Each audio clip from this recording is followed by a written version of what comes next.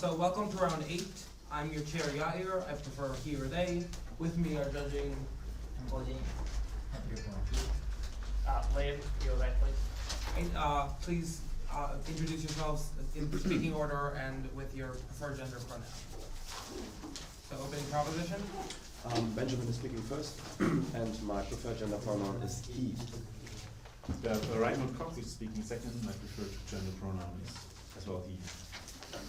Opening opposition. Shai speaking first, he. Akiva speaking second, he. Closing government.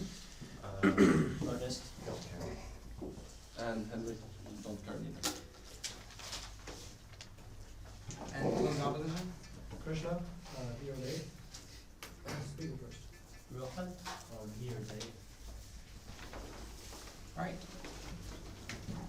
I am happy to call upon the Prime Minister of Benjamin to start the debate.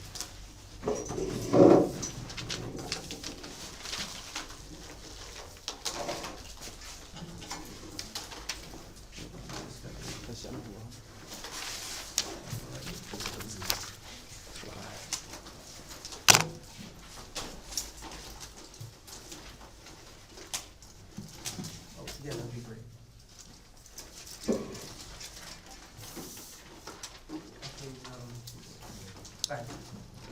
Thank you, Mr. Speaker.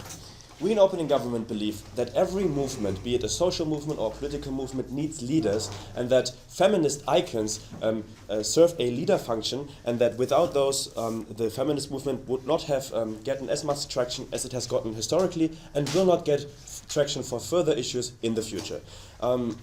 Before I will explain the function of leaders and how feminist icons equal leaders and how historically the feminist movement came together, some definitions. So, feminism, I think we're all aware what feminism is about. I will later elaborate on first, second, and third wave feminism throughout history, and how each of those streams had specific leaders that contributed to the success of each of those movements. Then what else? Maybe some examples for feminist leaders or icons. I think we all know Oprah Winfrey as a black feminist leader in America. We are all aware of, probably all aware of Alice Schwarzer. She's a very famous German feminist activist in the second wave of feminism who put forward the ideas of bodily autonomy of women and sexual liberation. And then we have third wave. It's a bit controversial, but third wave feminist leaders like Nicki Minaj or Taylor Swift, who advocate the idea who advocate the idea that a woman can be female and self-determined at the same time.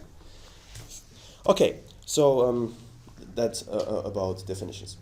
So right, yeah, okay. So could you also define these cults of personalities that follow these feminists and what the characteristics of these cults tend to be like? Okay, well, a cult of personality, I guess, is if people identify with one leader in particular and then inform themselves about the leader, buy franchise articles about this leader, and support this leader in, I don't know, public rallies or some sort. I think it's quite intuitive. Okay, now, what is Opening Government's main idea? We believe that without leaders and without those icons, the feminist movement would have never been so strong. And therefore, they needed to be in place historically and need to be in place in the future. So let's look at the first wave of feminism. The first wave of feminism was historically about granting women basic rights. For example, the right to vote.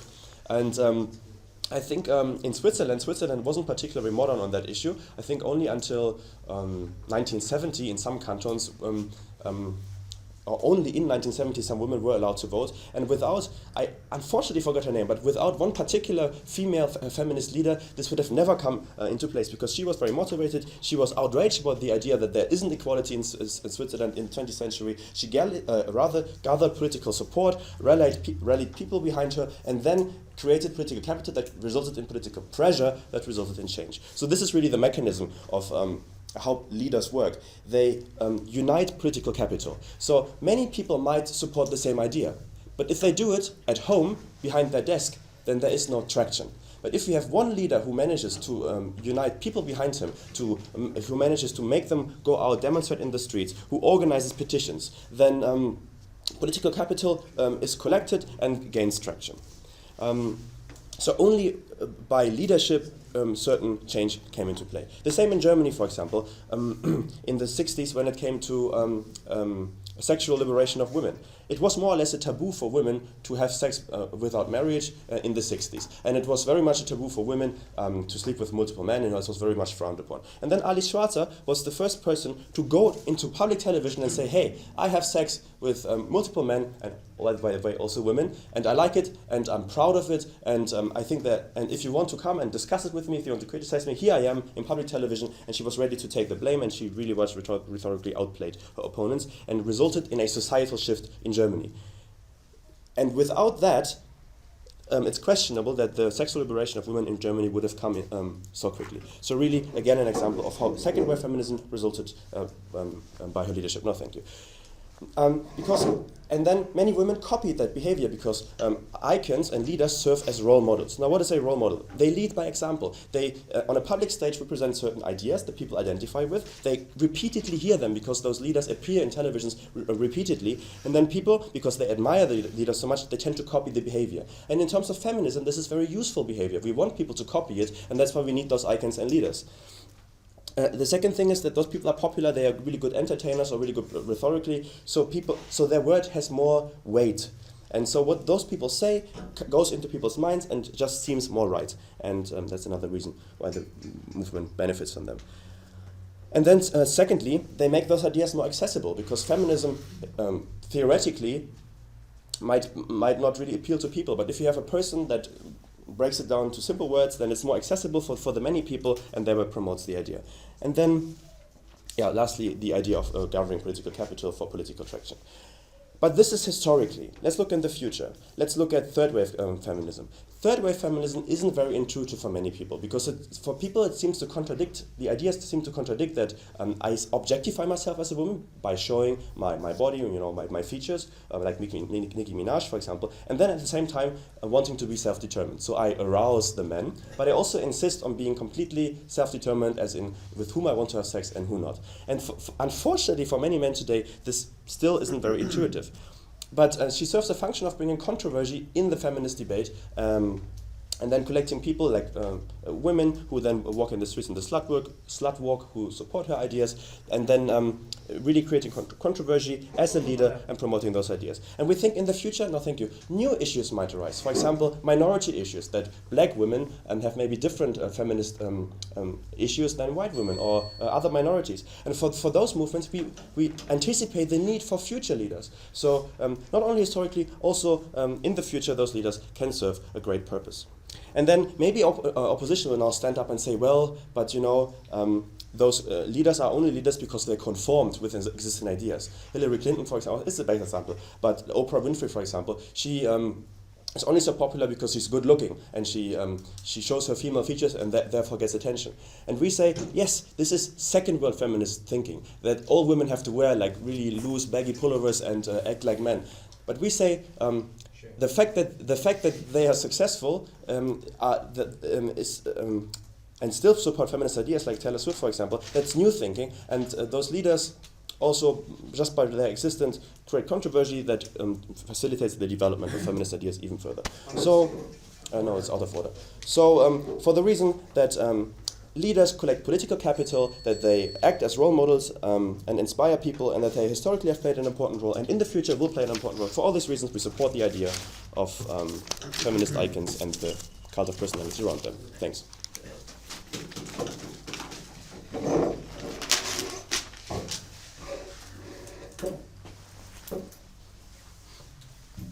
We thank the previous speaker very much and are happy to call upon the Leader of Opposition.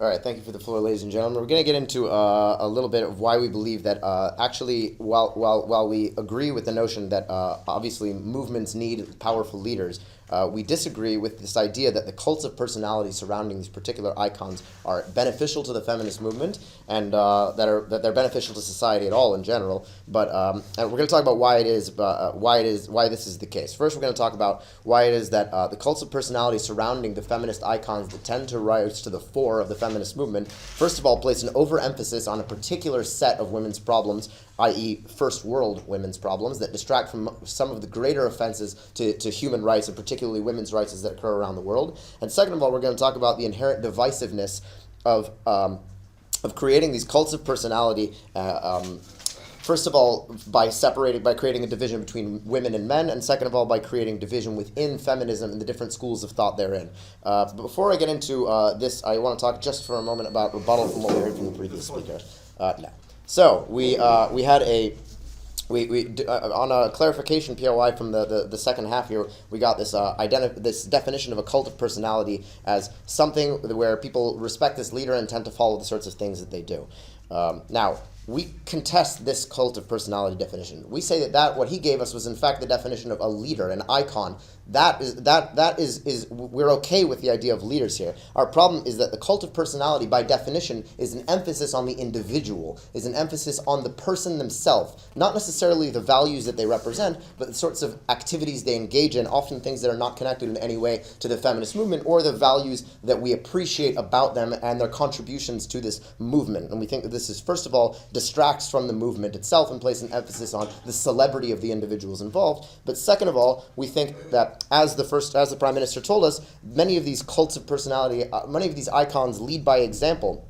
And he gave us a great example here in Nicki Minaj, which we appreciate that this one was brought to the table because Nicki Minaj has numerous songs where she also talks about her lifestyle of, first of all, excessive consumption of drugs and alcohol, second of all, her obsession with money and material wealth. And we say that those things, first of all, have nothing to do with the feminist movement, and because of the cult of personality specifically that surrounds her and her perception as a role model for women because of her feminist ideals, she also propagates these same values that we disagree with wholeheartedly, and the people that value her because of her feminist ideology are more likely to engage in these behaviors that we do not think are valuable and helpful for the discourse or just for society in general. So, getting into the constructive here, we're going to talk first of all why it is that the overemphasis that the cults of personality surrounding these particular icons tend to overemphasize first world problems rather than the real feminist agenda, the real feminist issues in the world today. Now, when we talk about, if we notice, almost all of the examples that we were given by the Prime Minister of who these feminist icons are, first of all,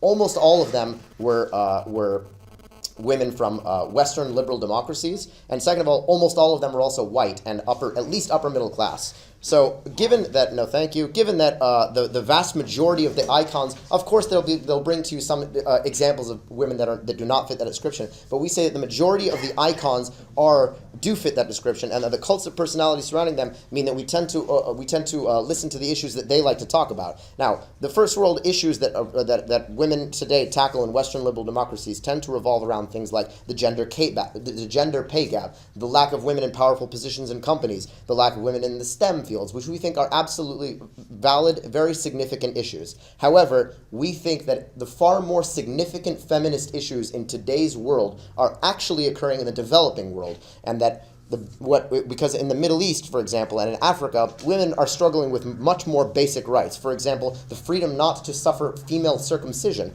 the freedom to own property, the freedom to abortion regardless of circumstances, the freedom to choose who they marry, etc.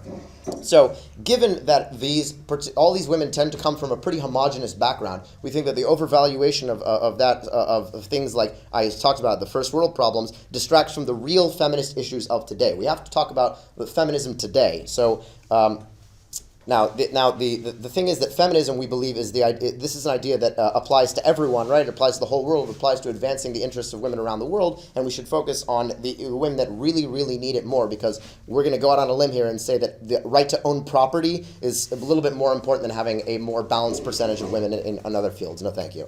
Okay, now we want to get into just a moment, I want to talk about this idea of divisiveness, and then so first of all, the thing is that again, all of these icons of the feminist movement. No, thank you to both of you. All of these icons of the feminist movement were, if you'll notice, also women, which makes sense. But the problem is that the cult of personality surrounding these women. When they see only women at the forefront of the feminist movement, it can lead to the misperception that it is only women who are interested in women's rights, when it is clearly a myth. Obviously, I think that in today, especially in Western liberal democracies and around the world, I would say many, if not even most men would consider themselves feminists and do believe in believe in the feminist movement and often want to cooperate, because the idea of women's equality is not just a women's issue, it's an issue for humanity. It's an issue that affects everyone, men as well, and the idea of having a movement in which we have only female leaders, or at least vast majority of female leaders, it perpetuates this narrative of men as oppressors, and it creates an inherent divide between men and women, and the people that look to these icons for direction on how to feel about feminist movements feel that oftentimes, I'll take you, yeah. Okay, if you're so concerned about third world issues falling under the table, do you expect all female leaders to talk about all issues equally, or isn't it just normal that you represent issues that are close to you, your life, and your community? I think it absolutely makes sense that people talk about issues that are close to their lives and their community, which is why it's exactly the problem that all the cults of personality, all the icons that we can name, come from Western liberal democracies. So the idea is we're okay with the icons being leaders of the movement, but the cult of personality places an excessive emphasis on these particular women and their particular struggle, and that distracts from all the women who don't get the same amount of media coverage time in Africa, in the Middle East, that are suffering from, we say, much more significant problems. Okay, so what is the bottom line here? Besides the fact that we're distracting from the real issues, and we're less likely to focus on what's going on in the developing world, and when we're less likely to focus on it, we're less likely to have a dialogue about it. When we're less likely to have a dialogue about it, we're less likely as the Western world to put pressure on these governments to intervene, to take action to correct these massive injustices that we say are occurring every day, and instead to focus a lot of our time on issues that are less important. And so, because of the overemphasis of first world problems and because of the inherent divisiveness of the cults of personality, we beg you to oppose.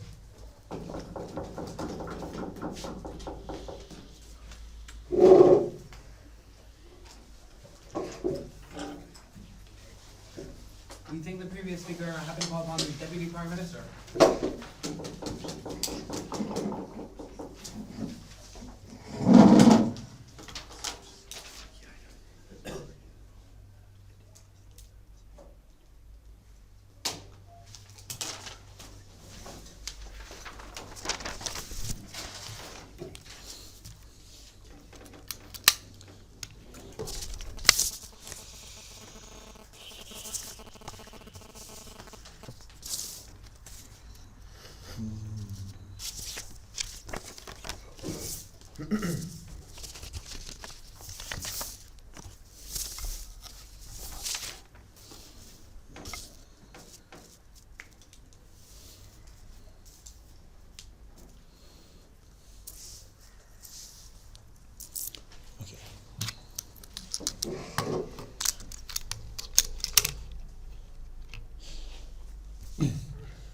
Dear Mr. Speaker, I'm going to talk about why we need this cult in order to level out the gender presence in our society, in what we're going to see in the media, in public discourse. That's why I'm going to be first substantive and mostly the answer to what the upside opposition said. Then why this cult is necessary in order to which we need to have around very prominent female figures in order to bring forward the feminist movement, and also how actually we're gonna achieve more controversial discussions, especially by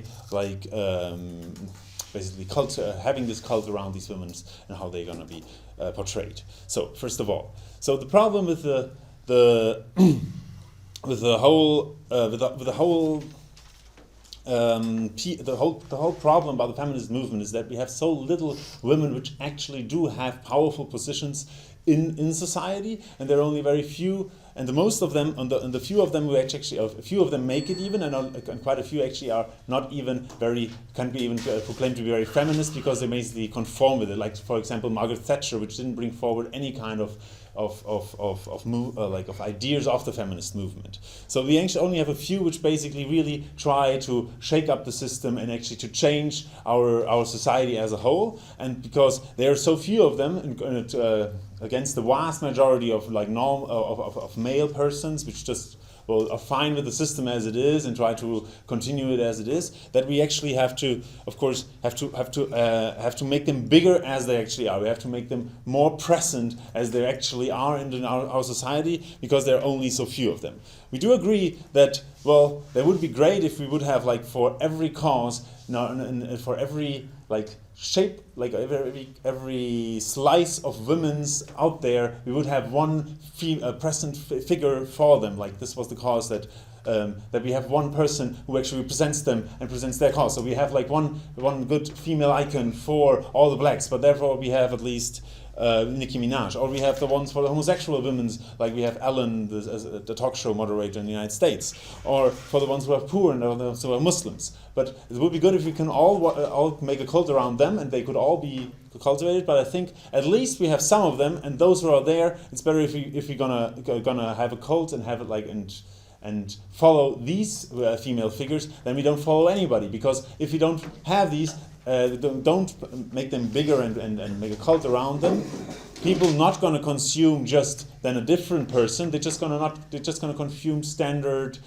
conformist art and won't actually engage in any kind of feminist movements or feminist discussions about the cause of the feminist movements. So you think it's better to actually at least talk about those who are actually there than about talking about anybody at all. And it's, of course, and therefore the point doesn't stand that they take away the space of somebody else. No, they're good that they're there because they're the only ones who are there. So we actually have too little, and that's why we have to at least have those. So also we think that there's my second point, that the cult is necessary for these leaders. Well, the problem with these leaders is that, of course, like every man, every human being, everybody has some flaws. Everybody isn't perfect. But we think even that's why you always try to make a cult around somebody and actually to portray him nicer than he actually is. You show him actually more the better sides than he actually has. Like we had that in the past for a lot of leaders, like for JFK, or in the beginning also for Barack Obama, that he actually was made bigger than he actually was, because in order to actually people have to follow him, that people are actually willing to follow him and actually think that his cause is good and it's worth to follow what he's proposing.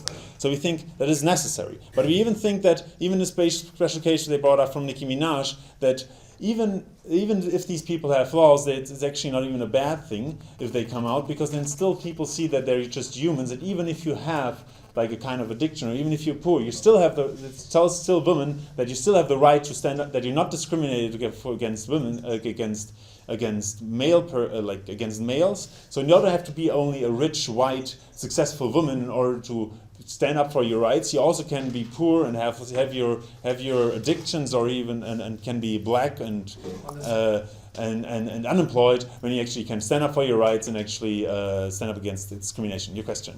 So in this ideal world where there are icons and cults for every single type of personality out there, how do you see the effect of these cults not being detrimental to the feminist movement by annoying everyone who's not a believer? Well, first of all, I said there's actually not enough there that we have actually one icon for every cause. And second of all, I think the non-believers, I don't understand this in this context. So what?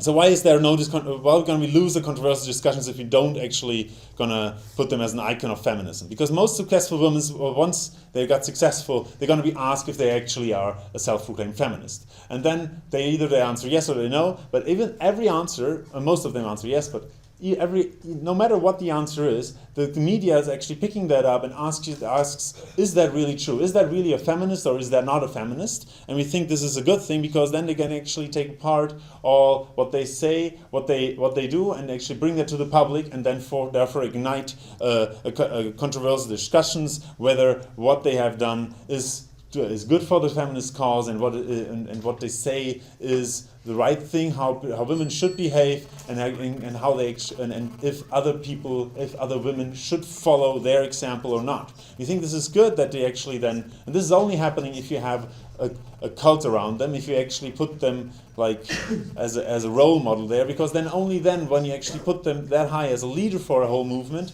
then you actually want to have this discussion, this critical a reflection whether they actually serve or are suitable for that movement or not. So, what did I tell you in this debate, in my speech? What did opening government tell you? We told you that every movement needs its leaders because it needs somebody to follow, and that most people actually learn by, of course, mainly by copying, because just as we learned when we were kids, that we learned by copying from our parents.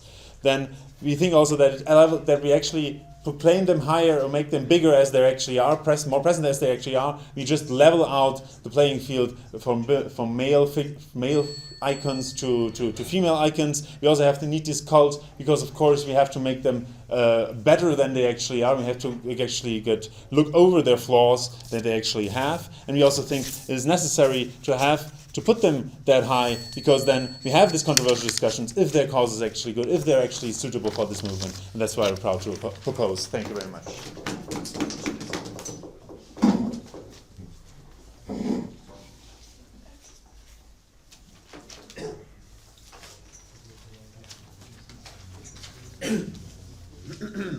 We thank the previous speaker very much and are happy to call upon the Deputy Leader of Opposition.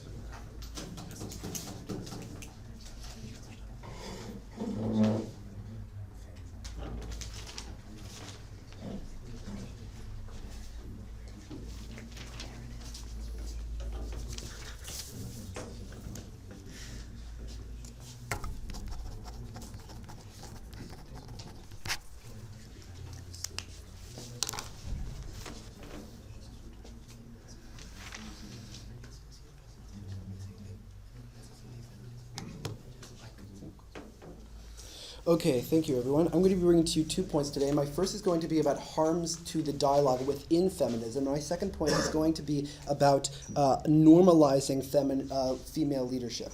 Before I do that, some rebuttal. So basically, side proposition has basically just told us that the stuff that we said about how basically that the focus on specific kind of first world white middle class icons is untrue, because we can have people from any background, and they give us this example of Ellen DeGeneres, right? Notice that basically their counter is someone who basically still falls within this category. It's someone who happens to be homosexual, but basically is still a white upper class upper class woman who reflects a certain sort of first world experience and repeats this kind of problem, right? So we say that under the comparative, it's possible that you can find Oprah Winfrey is also African American, but on the comparative in terms of the feminist icons that we see over the years, Gloria Steinem, Betty Friedan, Andrea Dworkin, all of these people reflect a certain experience, continue to reflect experience, and continue to be the people that we think of in terms of feminism, which distracts us from the real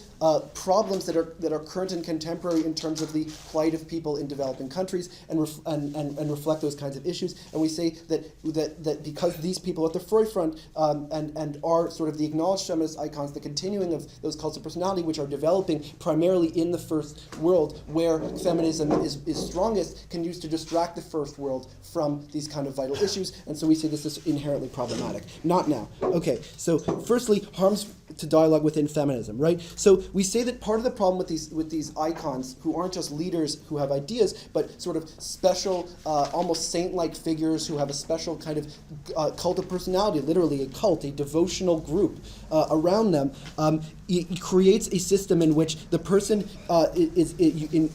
is not just defined in terms of their ideas, but as people who really, really are into person X, right? So I'm a radical feminist. I really, really like Andrea Dworkin. I'm a liberal feminist. I really like Betty Friedan and Gloria Steinem and Wendy McElroy, right? And what happens is that my whole identity as a feminist and my understanding of feminism, not right now, is defined as based on my worship of this person who is beyond reproach. And what happens in that case is that my ideas about feminism are defined about who this person was and what they did and who they were as a person and whether they had character flaws and all these kinds of things, because I'm not thinking about ideas, but I'm thinking rather about a kind of crude example of an icon that I treat with sort of supreme reverence. And so what happens then is that dialogue becomes far, far worse, because rather than thinking about feminism as a conversation about how to advance women's equality, what we do in fact is engage in these sort of semi-religious wars about whose woman is cooler, right? So so when I criticize like Andrea Dworkin for being like a sex-negative feminist and sort of having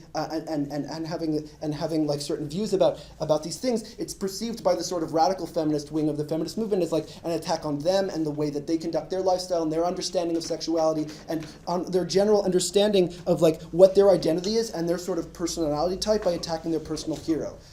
And so what happens is that we're not able to have a constructive dialogue about who women should be, maybe women should be sex positive, sex negative, but rather this idea about like people's personal lives and their personal activities and like Andrea Dworkin's various kind of difficulties in relationships, and it distracts us from questions about like the complicated ways in which men and women interact sexually, rather than the fact that like she had like relationship issues, and it becomes a big sort of a big problem and distracts us from actually dialoguing, right?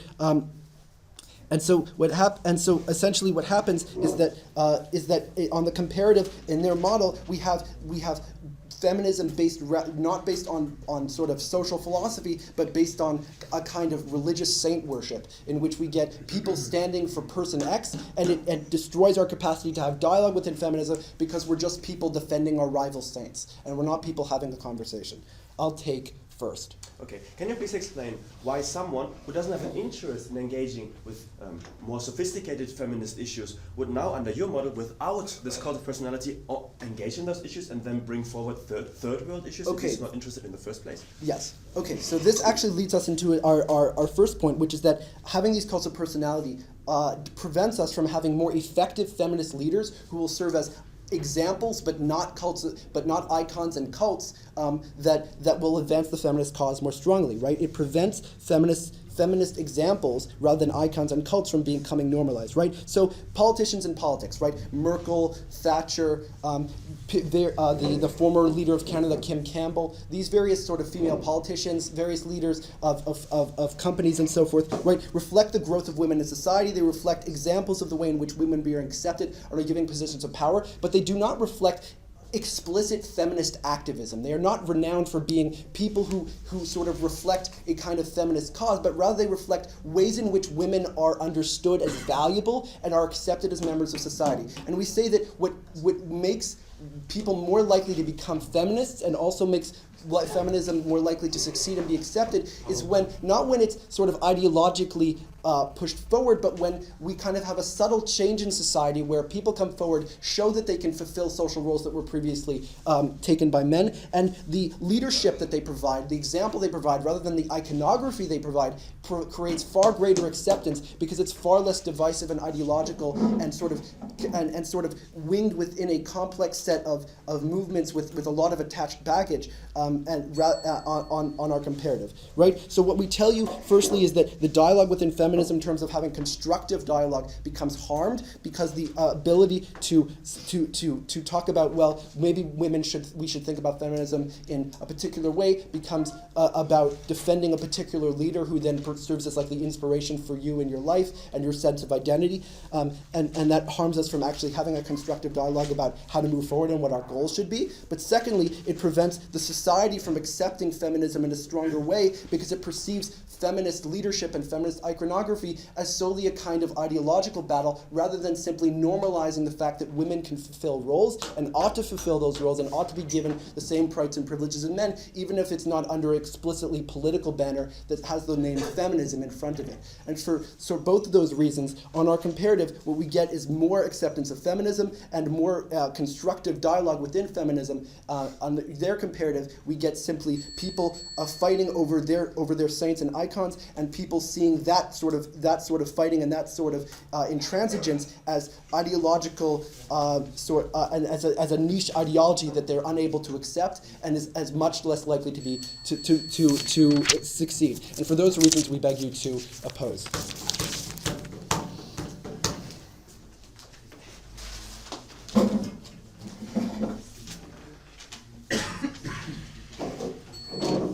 We thank the previous speaker very much and the entire first half, and we're happy to call upon the extended speaker from side government. Is there a light?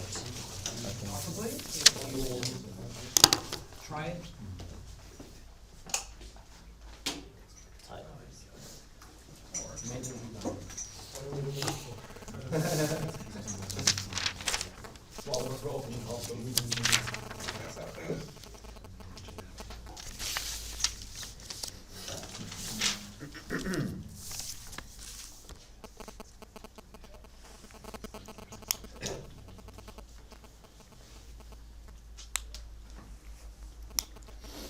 to extend society and government, we're going to give you one main argument today. That is the fact that there will always be cults of personality, and then they should at least be feminist cults of personality if we're going to have them at all, and what the actual effect of this argument is on society, because we haven't seen much of that from opening half. Before that, we have quite a few extensive points of rebuttal. We hear from side opposition, from the first speaker, that this idea that, in status quo, the worst thing about feminist icons is that they're all white, they're all middle-aged, and they're all middle class, and basically only focus on first world problems. First of all, that's not entirely true. There was a Pakistani girl recently who got a Nobel Prize. She wasn't, she just not fulfill these criteria. Moreover, the point is here, we're all from the first world. We don't actually know what's going on in the third world because we don't actually read their news. So far we know, they could be lying when OP tells us this case. So, moreover, the point is that OP seems to be saying that actually the only bad thing about these feminist icons is they're not international enough. Actually, the ones that are in the West are doing perfectly fine. The problem is we need more of them to talk about other issues in other countries, which we completely agree with. That's not the actual debate, though.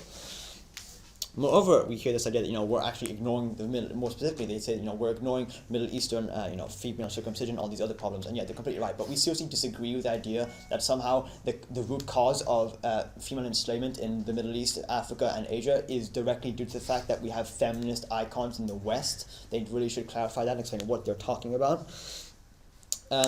And then, so a second point of rebuttal here is the fact that, they say that, female discourse is going to get much worse. This is the root of the case. You can say female discourse is going to become much worse because we're only talking about their personalities, not actually talking about what they believe in, this sort of thing. But then they go on directly to say that their example is that, actually, I hate that person because they believe this icon, and that icon only is sex positive, and that's bad.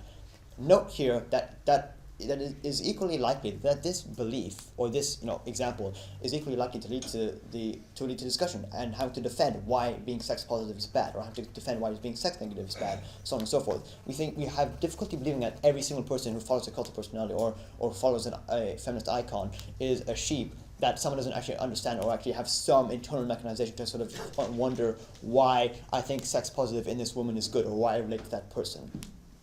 We just don't believe that, and they should really clarify that. So going on to our main extension. The fact is, there are always going to be cults of personality. We sort of have to deal with that, and we think it isn't really doing that at all. We're going to be a bit more realistic. You look at the history of it. The Black movement had Martin Luther King Jr. as an icon, and yes, he had flaws, but the point is he was able to affect and catalyze massive societal change. That's a good thing, and we're willing to risk the idea that quite a large portion of his followers followed him blindly. That's okay, because his progressive stance was very, very beneficial to the world, much like feminism is today. I think we can all agree that feminism is a very progressive movement that benefits most people. And let's not forget here, icons always do this. There are always icons, and they always have a fan base that follows them blindly. You can't really, and in a modern world today, like a democracy, you need some form of massive fan base or massive popular support to actually affect change, because we no longer live in a society where decisions are taken in by a handful of small intellectuals. And let's just assume that OP is right when they said, these are just all blind people, they're just sheep, The thing is, we don't really care, because again, feminism is a very progressive movement, and we think that's totally fine if you have blind people just following icons. We think the net result is still progressive movement, which we think is very impactful, but we don't actually believe that's the case, but whatever.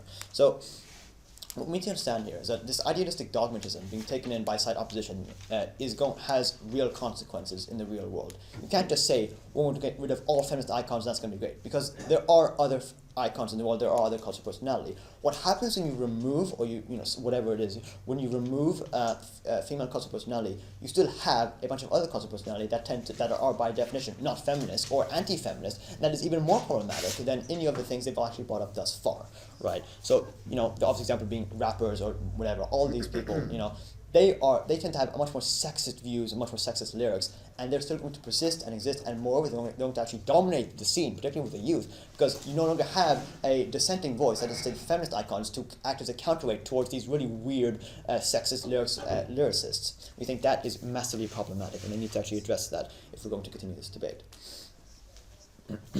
Now, we hear this idea that, Nicki Minaj is a poor role model. I don't really know if Nicki Minaj is a feminist role model. She might be. But again, we don't really care, because in the status quo, if you remove Nicki Minaj, you still have these rappers and these other people who have equally sexist views and equally sexist lyrics. You're not really changing anything by removing Nicki Minaj. What you are changing with this motion, with on-site opposition, is you're removing people like Beyonce or Oprah or whatever, all these people who actually do have progressive feminist ideals. And by the way, they say that they're all white. Last I checked, Beyonce and Oprah weren't white, but whatever. Now, what is the actual effect of all this that we're saying? Well, the effect is that, historically, the feminist movement is a traditionally very intellectual movement. Simone Beauvoir, Mary Wollstonecraft, all these examples given by the opening government. These are very intellectual people, very intellectual movement. You can't really affect change in the 21st century in democratic governments if you only have intellectuals if you only have intellectuals leading the way to this. You actually need a widespread popular support. Before I go on, closing. So you just mentioned that intellectualism is a very important facet of feminism movement. Then why are you unable to name the feminism icon of the Saudi Arabic educational movement? Sit down, because I'm not from Saudi Arabia and I study in Sweden. I don't really care. That's not really the point. I don't really know where you're going with this. I'm sure my whip will rebut that really bizarre remark. The point is that most intellectuals are unfortunately unappealing to the public. That's another problem. That's another debate, though. The point is you need to actually get widespread support to effect real change in the real world, in a real democracy. You get that through icons, because we're talking about popular icons, pop icons, which are by definition have a very wide popular support, like Beyonce, all these other people. You need these people to actually insert ideas into the brains of their fans to actually enable people to actually consider the fact that feminism is a good idea, or I just follow them blindly, whatever. The net result is still the same. You get popular support for feminist movements and for feminist ideals. We think that's very, very good. We have yet to hear why that's actually bad.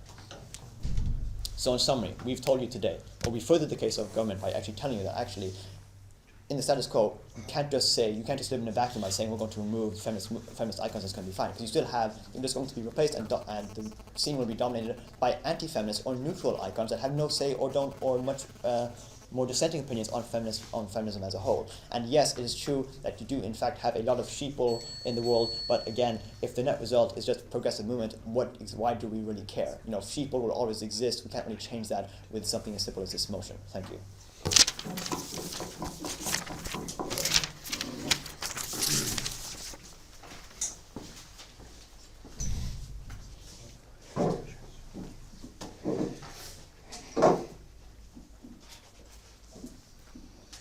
We thank the previous speaker very much and are happy to call upon the member of opposition.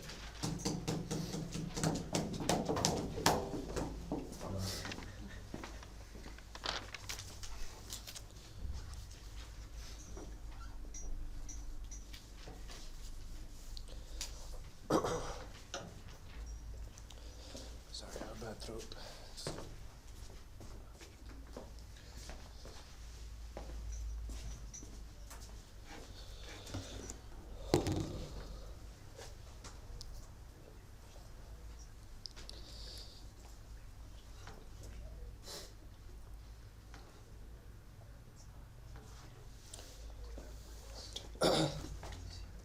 Mr. Speaker, the structure of my debate is going to be as follows. I'm going to be rebutting a few points come out by the CG, and then the rebuttals ingrained for OG's speech are going to be in my substantives. And we're doing that because we don't think that the OG's case has been fully rebutted yet. And that's the unique production coming from side closing opposition, along with our extensions as well. So beginning with the rebuttals, right? They say, CG comes out and says that cults always exist, and that cult members are indeed able to think for themselves, and that they're not sheep followers. Well, sure, cults exist, but for which type of icons, right? As already been characterized in the opening half of the debate, the majority of the cult icons tend to be first world leaders. And the question that I asked about Malala Yousafzai, which is the icon for educational empowerment in the Middle East, is particularly important because this is the icon that actually makes change, right? We look at the status quo, right? We think that the feminism movement stands for equality of women and that the females should have the freedoms to follow whatever characteristic they desire and should not be limited by whatever definition set by the context that they live in, whether it be Saudi Arabia or whether it be America, right? We think that that is the most important facet of the feminism movement. And when you don't even know the Malala Yousafzai, it is representative of the problem that is going on with the feminism movement. It is because that these icons in the West, like these pop icons, are getting such notoriety that the feminism movement is being diluted, and the net effect in these regions where the feminism movement should actually achieve tangible change is being neglected. And so we say that sure, cults always exist, but these type of cults should definitely not be propagated. And if the feminism movement is following and supporting cults like this, then that is going to disenfranchise a majority of these individuals. That's going to cause more harm to feminism than good, right? Which brings me on to my second rebuttal. They talk about this net effect good thing, and they give you the example of Martin Luther King.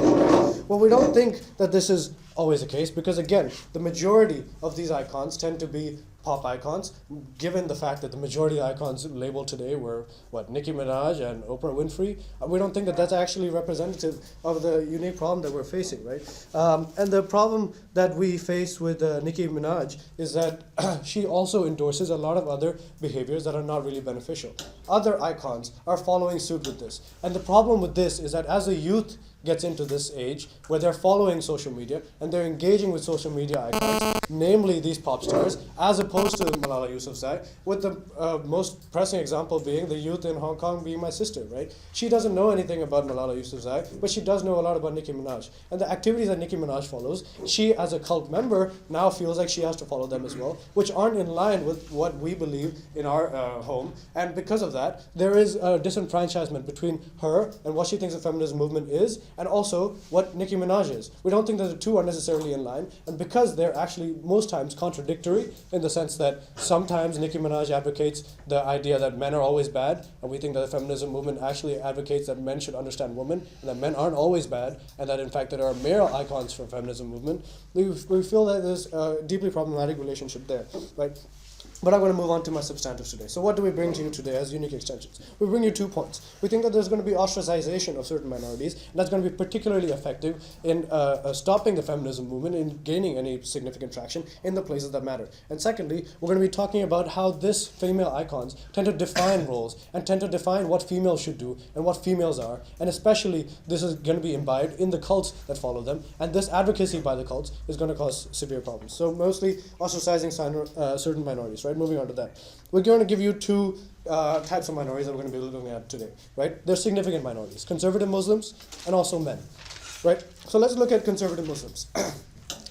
Female icons such as Nicki Minaj have been doing a lot of work at talking about certain issues, sure. But at the same time, the activities that they follow and the things that they do make them inherently unfollowable by the Muslims, because they're just so different from what they believe in, and they participate in activities that are pretty much directly against what Muslim ideologies follow. Means that when their children, when conservative Muslim children follow these icons, then they are pushed away from these icons. And the solution that OG has come to you and given to you is this idea that we'll make icons for everybody, right? We'll have a Muslim icon that does the right things, right? But then we say that, okay, if that's the case, and if you're having minorities, an icon for every single minority, then the pragmatic effect of having an icon leader in the first place is lost. Because now there's so many leaders that even if you're browsing social media, you're not going to be paying attention to either one of them, because there's just going to be so many icons in the first place, right? And even if that's not the case, the second effect is that people who are following these icons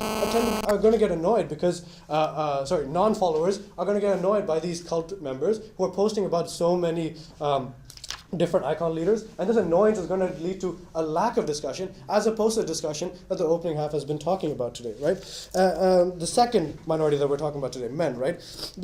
2 points of rebuttal. First, they say that icons are going to cause discussion, and that the third wave feminism movement is actually going to cause debate. Well, we say that, again, no, the third wave debate focuses on men being bad, right? A lot of the activities that these third wave feminism icons talk about are men being bad. And that's particularly problematic because the majority of the change that's going to be caused by the feminism movement should be the change in the male mentality, not the female mentality. Because we can recognize that the majority of the first world has a certain degree of understanding, in the females at least, that female empowerment is good, but the men don't. So the change that we need to cause in the men is something we need to do, and having female icons are not going to be doing that in their case, right? So why does this matter? Well, because we think that minorities are the ones to be convinced, right, at the end of the day. Moving on to my second substantive.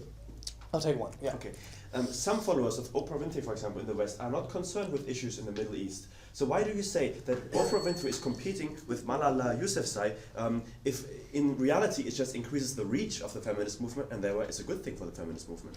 I'm not saying that icons are competing per se. I'm just saying that if there are too many icons, then that is a finite limit on what people can be interested in, right? And if you're talking about interest and causing discussion, there's only so many things that are going to be people that's only going to be interested in, right? So moving on to my second substantive, defining roles and why this is particularly harmful. We say that these icons define roles and what females can do and what females should do. And when these cults follow them, then two things happen, right? These cults actively defend and copy all the traits, right? That's a rebuttal on the first side. They say that these leaders are going to cause copying and copying is good. Well, we think that copying is actually bad because when the people are advocating things like men are bad and things, these cults are following acts like taking drugs like Nicki Minaj just followed, we think that's particularly problematic and disrepresentative of what the female movement is doing. That's going to cause harm as well. And the second thing that they're going to do is they're going to propagate their stance on feminism. This biased stance on feminism given to them by their cult, given to them by the leader they follow, and they're going to be spreading it, and that's going to be doing harm because that's not the true representation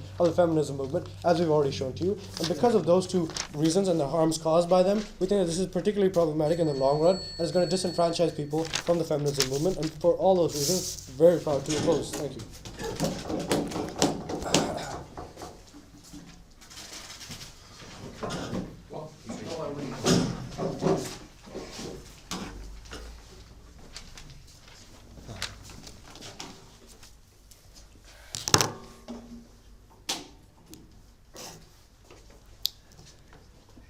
Hold on. Thank you, Chair. I've seen 3 clashes here today, which I will generally analyze and only comparative show why we in the government have won, and specifically why we in closing government have brought you the most substantial things to this. First of all is, well, it's not really a clash, but it's the whole idea of that if it's good that icons are feminist, because there doesn't seem to be a disagreement whether the feminist, that icons will still exist. Where we've heard on the opposite side, but there haven't been very much rebuttal of the whole idea brought forward by my partner. But we still bring it up again. The other two, there should have been some sort of clash, some sort of response on the opposition side, if it is that whether or not it is good making feminism more accessible to the general public, and whether or not it is dangerous for feminism if some of these feminist icons are, quote, bad. So, start off with the whole point that my partner brought, that there will always be icons, and it's very good for feminist movement if these icons at least are feminist. If the icons that exist in society are not Robin Thicke, but it's rather Taylor Swift. One of them promotes a good idea of what women are and how women should be treated. The other one is, well, generally an asshole. You know which is which. And we've heard the only sort of rebuttal that came on the opposition is that there can only be a limited amount of icons and that a limited amount of people to follow. But they seem to think that if people wouldn't follow, for example, Taylor Swift here in the West, they would instead be very great supporters of Malala Yousafzai. But this is really not anchored in reality. These people who follow Taylor Swift or Beyoncé or Nicki Minaj are doing so because, first of all, because they like their music. They would likely follow other music icons. They would not be very interested in school politics of Pakistan. As such, the icons that would take their place are not these great icons of the Middle East. It is instead shallow or sexist icons of the West. And we in the government clearly don't think it's a good thing, and we want response from opposition whip on this. Then we have the problem whether or not it is a good thing that we make feminism more accessible. Because we heard from opening government were the ones who kind of set this part of the debate by bringing up that these are leaders, these are people who others can copy. Teenage girls can get inspired by seeing Taylor Swift and copy what she does and copy what she says and simply just, well, follow it. And as such become more active in the feminist movement. And when the government side generally think it's a good idea. Firstly, but the opposition do not seem to think so. They do not seem to agree. Partly because they are in some sort of idea that it's only rich white women who are of the West who are becoming these icons. And well, yes, as said by part, this is partly true that it's mainly in the West, but that's because we live in the West, we generally are more prone to go with people around us and so on. And also, as pointed out by part, that it's just white people. It's really weird thing for them to say as the main examples in this debate so far have been Nicki Minaj, Beyonce, and Oprah Winfrey. It seems to almost be mainly black women at the moment. And also should be pointed out that all of them have also started pretty poor, so that should be middle class of them is even weirder. In fact, the only really rich white women have been come up on this side, such as Dorothy. Further on, the whole idea that further on we have. Oh, I'm sorry. Yeah, exactly. So that we live in the West, and it just makes sense that we follow the people that are around us. And what they have not failed to see, what they failed to see on this side, is that they want more icons that are very intellectual. Dawkins was mentioned by the opening opposition, closing opposition, mentioned Malala Yousafzai, for example. But these are not likely that teenage girls in West will start following. As pointed out by my partner, just putting in a bunch of stuffy professors with deep philosophical books will not bring the debate to the public, will not engage people, and it's very important for us if people get actually engaged in feminism. It's very good that we have people who can become popular for one thing, can become icons for one thing, like the music, and then use this to spread feminism. I also want to point out quickly that we also, for example, have the example of Emma Watson, who has become a feminist icon, but use it to, for example, in the UN, talk about feminist issues around the world. So they actually do exist examples when they are a bit broader, when they actually bring up non-Western things. Finally, on this point, I also want to mention the really weird example brought by closing opposition about that we see the problem with feminist icons and that use the Western, in that my partner couldn't name Malala Yousafzai. This is the weirdest form of cherry picking I've ever seen. He based his argument upon that one debater couldn't 1 minute before his speech come up with the name of one person. All of us generally black out during debate some, so it's really weird to base his whole argument upon that my partner is a bit bad with names. No offense. So, on finally to my last point. We've heard from the whole opposition side that it's dangerous with bad feminist icons, that they do bad things and, well, in situations, bad things, and that this partly we have the opening government that leads the young women astray to do sure that you can get engaged in feminism, but then you also will start doing drugs like Nicki Minaj. Or we heard from closing government that this will scare away Muslim women from feminism because they will see women who don't wear burqas and therefore will their fathers be a bit scared of whole feminist idea. I will rebut this to one of the other, because the whole idea that it should be bad that they do drugs or similar has been clearly refuted by my partner when he brought up that these things will happen anyway. There will be other icons doing drugs and so on. And also, as brought up by my partner, it's a good thing for the feminist movement that we show that feminists can behave in different ways. You can like that you have a big booty and still be a feminist. And this is a good thing for the feminist movement. This shows diversity. It was clearly explained by my partner. Secondly, to the other point, that it's really weird that the closing opposition seem to think that we should cater the feminist movement to what conservative Muslim men think about how women should dress. This is a really absurd point brought by the closing opposition that clearly you don't think that feminists should care about at all. In fact, it's a good thing that they show that you can be a liberated woman who like your big booty. Thank you.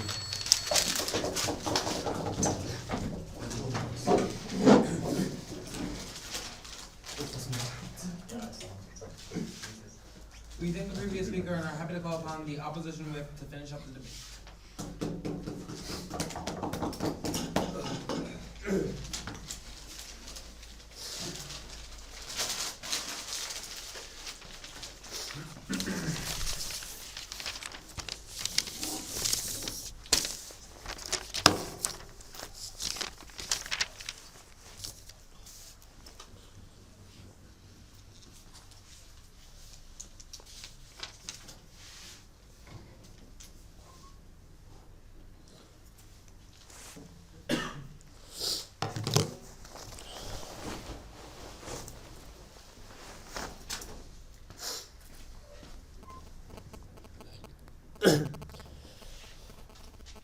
Mr. Speaker, so today the way I will structure my debate is first by going through the points that CG just brought to us, going through them and showing you why our case clearly refutes theirs. Then going through three main ideas that were fairly important in this debate and going over why we brought them to you. And then finally going over OG's case if I have the time, and then telling you why we did better than them too. So first of all, CG comes up with us and brings us this idea of how these people that are following these cults, that are following these feminist icons, are not sheep and they can actually think for themselves. Well, Mr. Speaker, I'd like to tell you that the mechanism by which these feminist icons are propagated makes it so that the ideas propagated by them are taken like sheep by these cults who are following them, right? This is a classic example of the role model effect. Suppose you're a person who loves football and loves David Beckham. You love the football he watches, and he propagates this Gatorade to you, right? He tells you Gatorade is an amazing drink and you should watch it. You respect David Beckham as a person. You think very greatly of him, and because David Beckham asked you to drink Gatorade, you will drink Gatorade because you respect David Beckham. That's the same concept that the advertisement industry also relies on to sell things to people, because they know the role model effect sells. So similarly, we think that if these feminist icons are propagated something, the cults who are following them are very likely to buy these ideas up just like sheep, and that we do not think that they will think much about this, and there'll be a huge mass of people who would mindlessly prescribe to Nicki Minaj's idea of hitting men, drinking alcohol, and doing drugs as something that is essentially feminist and a feminist ideal, and that is something we believe would in the end become associated with feminism too, and that is something we do not want, and I will get into that later as well. So then they go into this idea of how there are icons for everything else, so somehow this is justified.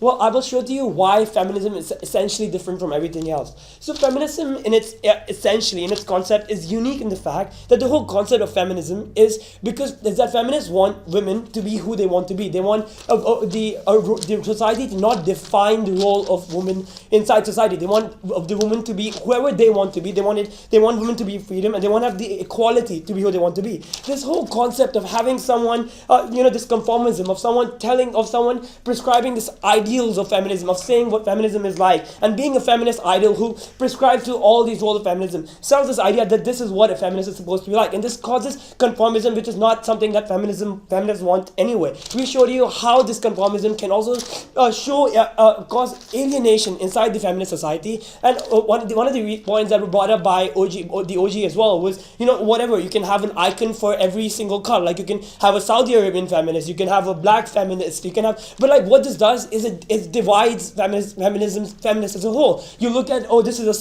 I'm a Saudi Arabian feminist because I preach for the values of what a Saudi Arabian woman is supposed to be like. I'm a black feminist because I preach for what a black feminist should look like. Because of this divides feminism as a movement. Feminism is strong because it's a global movement, because it's women united throughout the world, preaching for ideal of women equality and women freedom, not any specific ideal or specific models of what feminism is supposed to be like. So we think that doing that model would just reduce the power of feminism, and we do not think that's an acceptable model either. And hence, this shows to you why even though there are icons for everything, we do not think there should be an icons for feminists who conform feminists into a certain role, because feminists should have the freedom to be who they want to be, to define who they want to be, and if we put one certain idea to it, this causes a lot of problems with feminism. Okay, now going on to the first concept that was very important in this debate, that is the effect of these icons on people themselves. Well, the government barely even engages on it. They just say that, these icons, just promote feminism. We say that any action that these people do automatically gets related to feminist action. For example, if Nicki Minaj drinks a lot and gets into a car accident, then drinking a lot and getting into car and drunk driving becomes a feminist thing. Or women drunk drive and do things like that. That's something a feminist thing, because she's a feminist icon and she did it. So clearly, it's a women thing. This risks bad discourse in public about feminists and harms feminism as a movement itself. People who don't relate to this person, like even feminists who are thinking oh wow, is this what feminism as a movement is becoming? Is this what feminist icons in the global media are doing? This harms feminism as a movement and harms its effectiveness as well. Effect of these icons on the culture. Now I'm engaging directly what the closing government said about why should we care about what these Middle Eastern men think about these women. Because the thing is, inside the Saudi Arabian countries, you know, it's very easy to suppress feminism as a movement if you associate images like alcohol to it, which is so harmful to Islam. If the men in these countries think, wow, if I let feminism in, are my women thinking that if they're feminists they should be drinking alcohol? Is this the kind of values I want coming to my country? No. Which is why I'll suppress all feminist movements inside my country. This really harms the feminism movement inside these countries, and these are especially countries where feminism is very important because the freedoms of women in these countries are very curtailed. They're not even allowed to leave the house without the support of a man. So we believe some feminist measures in this country are certainly important, and like harming the power of the feminist movement in these countries, allowing them to gather together and have some sort of action on the society by giving them a bad name and like giving people just the excuse to shun them as a movement which is against Islam, hence you're not allowed in our society. Things like that is very harmful to our society. And okay, now moving on to the next concept, right, which is something my partner slightly touched on but wasn't completely expanded on by him, which is the harms of the cult propagation mechanism, right? So what happens when there's a cult propagation, when people are just blindly following them and they're just like, you know, propagating these values that are given by you. So when usually these people, even if they have negative opinions, right, even if they have opinions like that were brought up a lot, like drugs and alcohol and stuff like that, and being who you want to do, like, you know, doing alcohol is just being who you want to do, and like all these negative opinions also get magnified, also get positive, like propagated just because they're just feminist icons. So obviously whatever they're doing is positive. That also gets propagated in the media as well. She's a feminist icon, she does drugs, she does alcohol, so it's okay to do it, it's cool to do it, I should do it too, I should put it in social media, I will look like a feminist icon, people will be proud of me, people will think I'm being feminist, and that is not necessarily something we want people to think of feminism as.